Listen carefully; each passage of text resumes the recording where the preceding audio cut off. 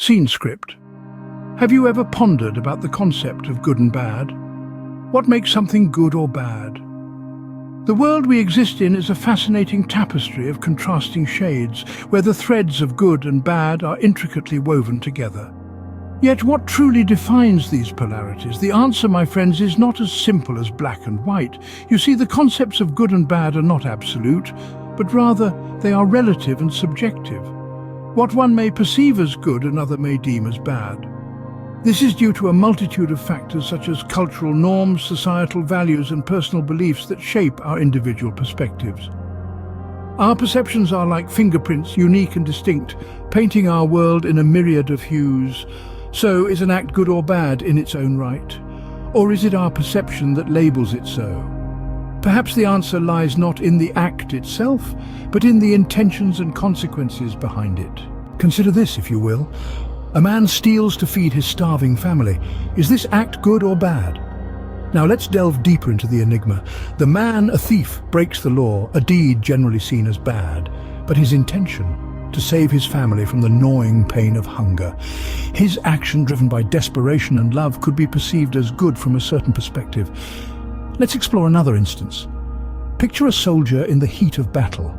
His mission? To protect his homeland, his method by taking lives.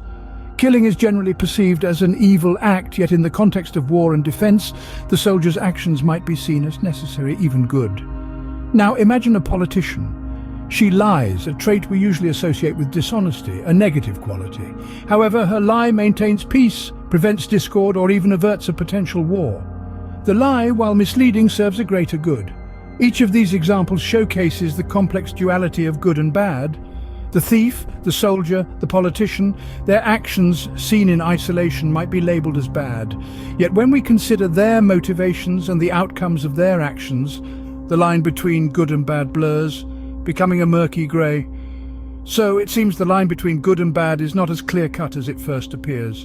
In our brief exploration of good and bad, we've uncovered more questions than answers. We've revisited the dual nature of these concepts, acknowledging their dependence on perspective and context. We've seen that the lines between good and bad are often blurred, with intentions and consequences playing key roles in defining an action's moral colour. The seemingly simple binary of good versus bad is, in reality, a complex spectrum. In the end, perhaps the most important thing is not to label actions as simply good or bad, but to understand the complexities behind them.